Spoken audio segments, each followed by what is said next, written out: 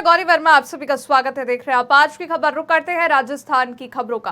राजस्थान पर्यटन विकास निगम आरटीडीसी और हुडको के बीच 415 करोड़ रुपए के ऋण के लिए एमओयू हुआ। बता दें, उप मुख्यमंत्री दिया कुमारी ने इसे पर्यटन विकास के लिए अहम बताते हुए कहा कि इससे राज्य के पर्यटन स्थलों का विस्तार और नवीनीकरण होगा। मौके पर उप मुख्यमंत्री और पर्यटन मंत्री दिया कुमारी, पर्यटन सचिव रवि जैन और हुडको के क्षेत्रीय प्रमुख सुधीर भटनागर मौजूद रहे।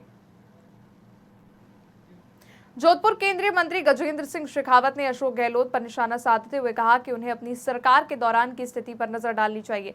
उन्होंने राजस्थान में बढ़ते पेपर लीक मामलों और महिलाओं पर अत्याचार को लेकर गहलोत की आलोचना की और उनकी टिप्पणियों को निराशा से भरा बताया। क्योंकि मुझे लगता है कि सबको अपने गिरेबान में झांक करके देखना चाहिए। राजनीतिक टिप्पणियां करने से पहले 5 साल में किस तरह के हालात थे, किस तरह से राजस्थान में महिलाओं पर अत्याचार कई गुना बढ़े थे।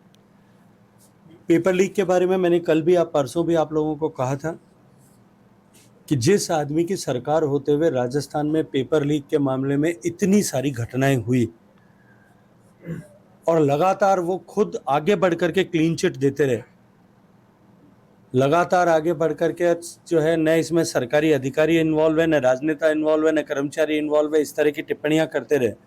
आज जब हकीकत सामने आ रही है तब बौखलाए हुए इस तरह के स्टेटमेंट देते हैं।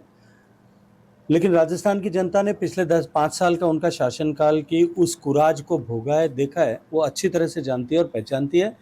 उनके स्टेटमेंट जो है वो उनकी खिसियाहट दिखाता है। क्योंकि डूंगरपुर में नगर परिषद ने तहसील चौराहे से अस्पताल मोड़ तक अतिक्रमण हटाने की कार्रवाई की। इस दौरान फुटपाथ पर सब्जी और फल बेचने वालों के ठेले जब्त किए गए। इसके विरोध में विक्रेता सांसद राजकुमार रोध से मिले और सांसद से नगर परिषदों को गरीबों को परेशान न करने की सख्त हिदायत दी। राजस्थान हाईकोर्ट के न्यायाधीश फरजंद अली ने एनडीपीएस मामले में सख्त आदेश जारी करते हुए दोषी अधिकारियों को सस्पेंड करने और सीबीआई जांच के निर्देश दिए। आपको बता दें कि याचिकाकर्ता ने रिश्वत न देने पर झूठा फंसाने का आरोप लगाया था। कोर्ट ने एसीबी अधिकारियों की लापरवाही पर नाराजगी जताई। राजस्थान उच्च न्यायालय में सत्यनारायण वाली बेल एप्लीकेशन के अंदर पुलिस के खिलाफ एक डायरेक्शन दिए गए हैं। 3 अधिकारियों के खिलाफ सख्त कार्रवाई करने के डायरेक्शन दिए गए हैं। मामला ये था कि राजस्थान उच्च न्यायालय में एक एनडीपीएस की बेल लगी हुई थी, जिसके अंदर पुलिस बासनी थाने के अंदर एक मामला दर्ज हुआ था, जिसमें 2230 किलो डोडा पोस्ट के करीब मामला था। उस मामले में पुलिस के द्वारा एक झूठी मनगणित कहानी बनाकर इसको मामले को दर्ज किया गया था। मामला पुलिस ने यह बनाया कि शाम के करीबन 5 बजे के करीब पुलिस के द्वारा एक ट्रक को रोककर उसके अंदर करीबन ये माल बताया जाता है, जबकि एकदम मनगणित कहानी थी। जबकि यही ट्रक सुबह 9 बजे के करीब जोधपुर के बोरनाडा से नारनाडी घूमते हुए दिखाई दी जाती है। उसका भी सीसीटीवी फुटेज हमने दिया। शाम का 4 बजे का भी फुटेज हमने दिया। पुलिस के द्वारा सिर्फ और सिर्फ पैसे हड़पने की नीयत से ये मामला बनाया गया। पुलिस ने क्या किया, इस केस के अंदर शाम को 7 बजे मोन्टू शर्मा, जो सत्यनारायण शर्मा का लड़का है, और वो दोनों फैक्ट्री में बैठे गए थे। पुलिस और उनके कर्मचारी, हेड कांस्टेबल और कांस्टेबल द्वारा उनको उनकी फैक्ट्री से ले जाते हुए शाम को 7 बजे का भी हमने एक वीडियो उनको पुलिस को अपने कोर्ट के सामने पेश किया गया।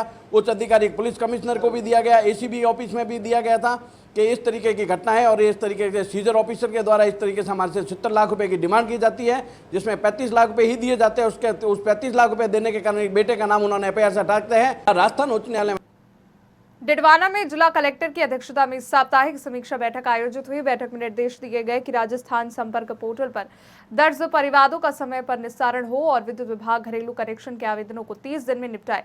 पीएम आवास योजना के तहत लाभार्थियों को बकाया किश्तें शीघ्र वितरित करने के साथ ही आंगनबाड़ी केंद्रों पर अधिकारियों को लाभार्थियों से बात करने के निर्देश जारी करे गए।